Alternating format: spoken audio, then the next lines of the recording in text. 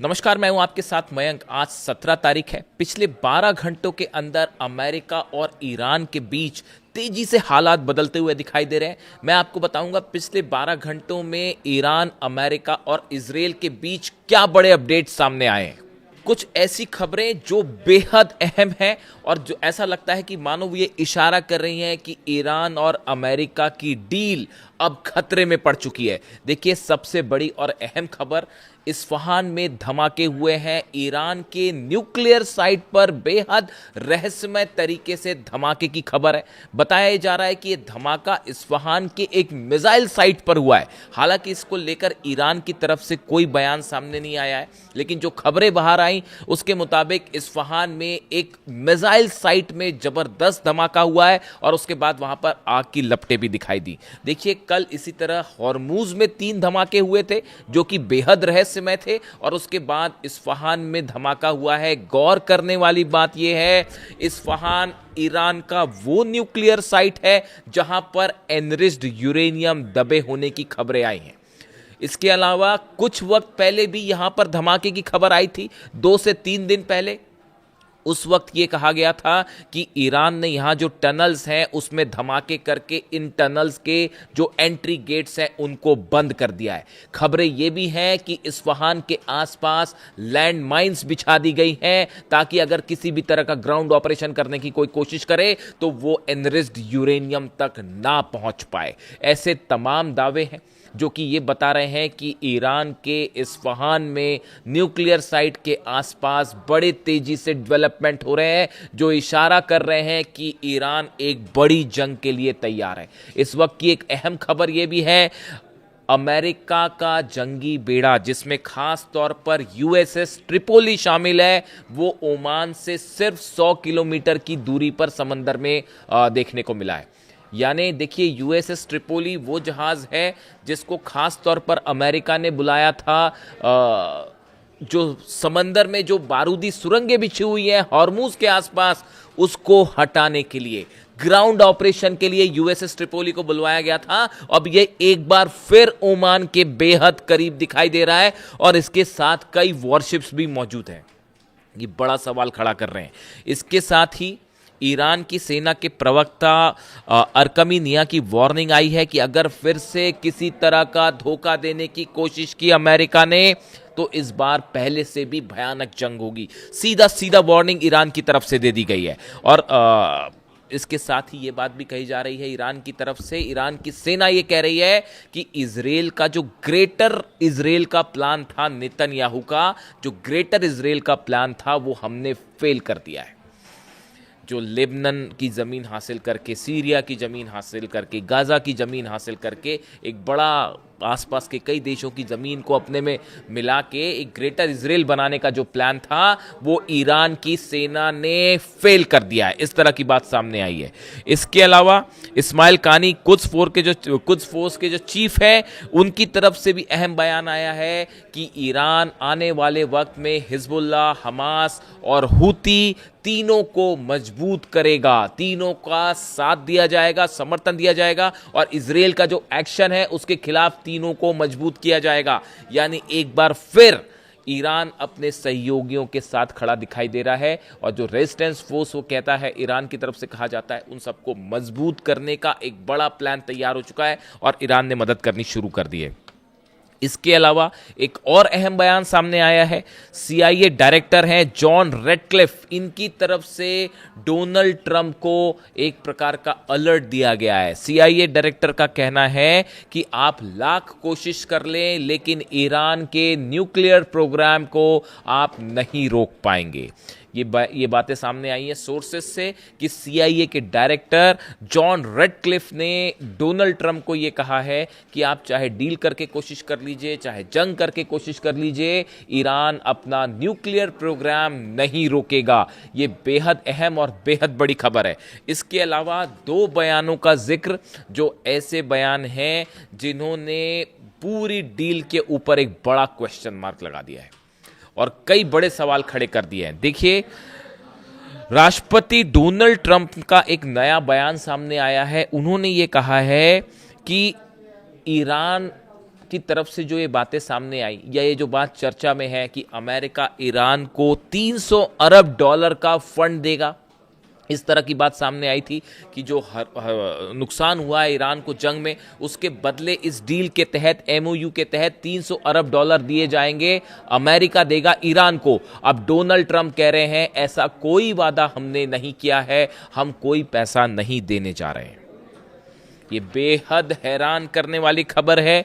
देखिए, और हालांकि बात तो ये भी हुई कि उन्होंने ये जो 300 अरब डॉलर की बात थी, 300 बिलियन डॉलर्स की बात थी, लेकिन डोनाल्ड ट्रंप ने जब बयान दिया तो वो इसको 300 मिलियन डॉलर, 300 मिलियन डॉलर कह रहे हैं। यानी डोनाल्ड ट्रंप बिलियन को मिलियन बना दे रहे हैं।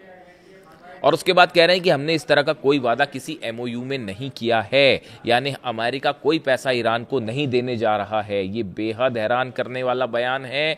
क्या इसका मतलब ये है कि एमओयू को लेकर ईरान और अमेरिका के बीच में कोई अंडरस्टैंडिंग नहीं है, और क्या अभी से अमेरिका अपनी बातों से मुकरना शुरू कर चुका है? क्या एक बार फिर धोखा मिलने वाला है? मैं इसलिए शुरू से कह रहा था कि ये डील में जब तक ट्रांसपेरेंसी नहीं होगी, ये डील नहीं हो सकती। ऐसे में कैसे ईरान के लोग विश्वास कर ले डोनाल्ड ट्रंप पर, अमेरिका पर या इजराइल पर? इजराइल लगातार हमले कर रहा है, लेबनान में बमबारियां जारी है, वहां पर लोगों को मारा जा रहा है, गाजा में छोटे छोटे बच्चे अब भी मर रहे हैं।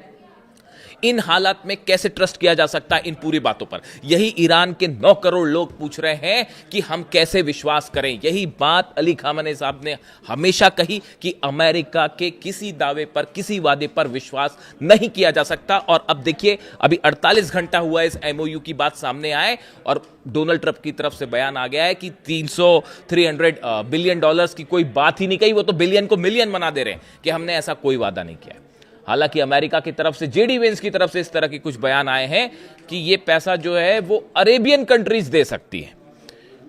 ये भी बड़े हैरान करने की बात है। यानी कि एमओयू में क्या है, यही ईरान की जनता लगातार ये मांग कर रही है कि पहले इस एमओयू को आप सार्वजनिक करिए, उसके बाद ये तय करिएगा कि इस पर डील करनी है कि नहीं करनी है।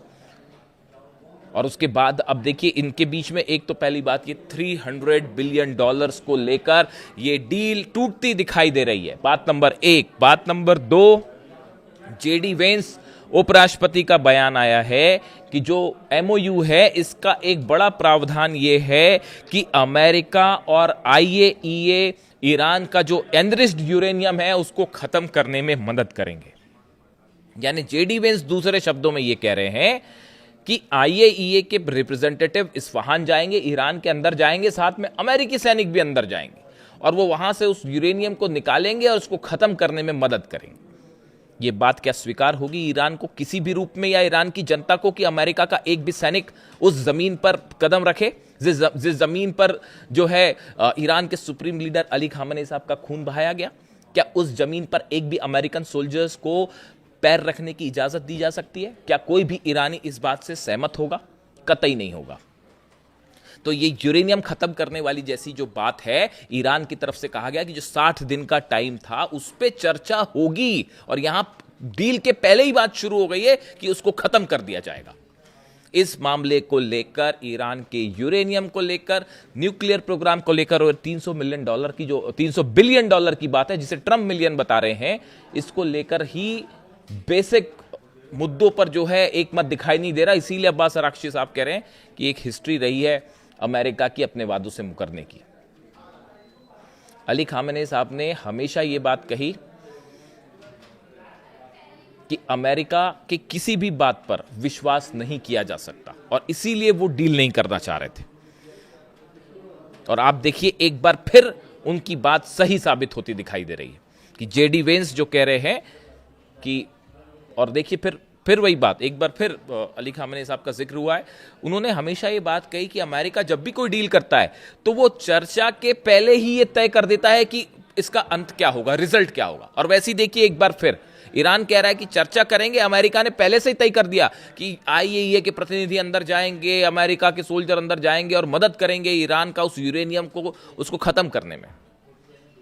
यानी अभी बातचीत हुई नहीं, वो 60 दिन में बातचीत की बात हो रही थी कि उस 60 दिन में जो एमओयू में है उसमें 60 दिन जो है उसमें बातचीत होगी, उसके बाद कोई परिणाम आएगा। यहां पे अमेरिका पहले से तय कर दे रहा है कि हम उस यूरेनियम को खत्म कर देंगे। डोनाल्ड ट्रंप पहले से ऐलान कर दे रहे हैं कि न्यूक्लियर प्रोग्राम को खत्म कर दिया जाएगा, रोक दिया जाएगा। ऐसे हालात में क्या ये एमओयू पर किसी तरह का विश्वास हो सकता है? कतई नहीं हो सकता। और अगर किसी तरह की डील ईरान करता है तो ये बेहद ही सावधानी के साथ करने वाली बात है। अगर आप यूरेनियम, देखिए यूरेनियम को लेकर अभी तक ईरान की तरफ से कोई बात सामने नहीं आई है। ईरान बार बार ये कह रहा है कि यूरेनियम पर कोई बात ही नहीं है, न्यूक्लियर मुद्दे पर अभी कोई बात ही नहीं है। इनिशियल लेवल पर सिर्फ हॉर्मुज खोलने तक की बात है, और वो भी उसमें भी कल 3 धमाके हुए हैं। ये जो यूएसएस ट्रिपोली और जंगी जहाज ओमान के बेहद करीब दिखाई दिए हैं, अमेरिका ने मना कर दिया है कि हम वहां से अपना जो ब्लॉकेड है वो नहीं हटाएंगे। भले डोनाल्ड ट्रंप ने तो कल ही कह दिया था कि ब्लॉकेड हटने वाला है, पहले उन्होंने ये कह दिया कि आज रात से ब्लॉकेड हटेगा, फिर उन्होंने कहा कि फ्राइडे से ब्लॉकेड हटेगा। और ब्लॉकेड हटना तो छोड़िए दूर की, ये जो यहाँ पे नई खबरें हैं उसके मुताबिक और शिप्स जो हैं वो करीब पहुंच गए हैं ओमान के। ऐसे में कौन सी बात पर विश्वास किया जाए? और अब ये $300 बिलियन वाली जो बात सामने आई है, देखिए इसमें एक और चीज है कि जेडी वेंस ये कह रहे हैं कि अरब देश जो हैं वो चाहे तो ईरान को ये पैसा दे सकते हैं, यानी कि पर्दे के पीछे आप किसी तरह की डील करने की कोशिश कर रहे हैं। और ऐसी डील पे क्या विश्वास किया जा सकता है? हालांकि ये बात सच है कि अरब देश जो हैं अब वो अमेरिका पर विश्वास नहीं करते।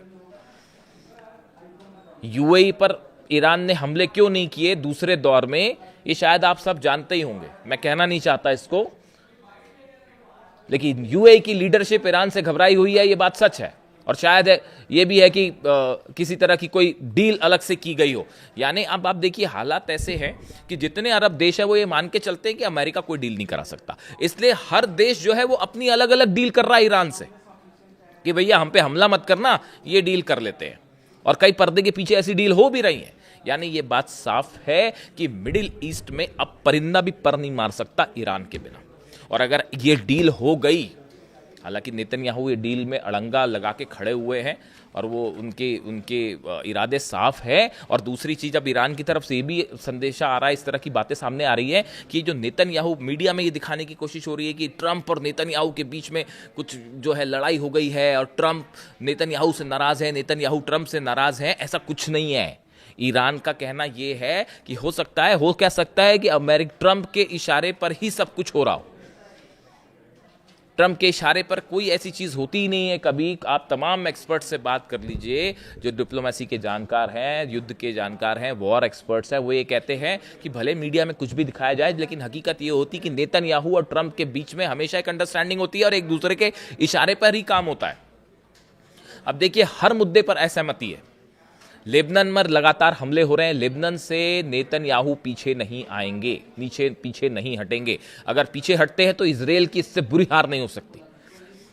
ये डील अगर हो गई तो मिडिल ईस्ट ही नहीं पूरे दुनिया का एक सुपर पावर बन जाएगा ईरान, और इतना मजबूती के साथ आगे बढ़ेगा कि उसके बाद पता नहीं क्या होगा। ये क्या बात बर्दाश्त हो जाएगी अमेरिका को? कतई नहीं होगी। और इसका ही नतीजा यह है कि ना तो $300 बिलियन की बात पर अमेरिका कायम हो रहा है, ना ही ब्लॉकेट कब हटेगा, कैसे हटेगा, ये भी चीजें साफ नहीं है। वहां पे बारूदी सुरंगें कब हटाई जाएंगी, कैसे हटाई जाएंगी, वो साफ नहीं है। यूरेनियम का मुद्दा साफ नहीं है, न्यूक्लियर मुद्दा जो है वो साफ नहीं, तो फिर साफ क्या है? फिर डील किस बात की?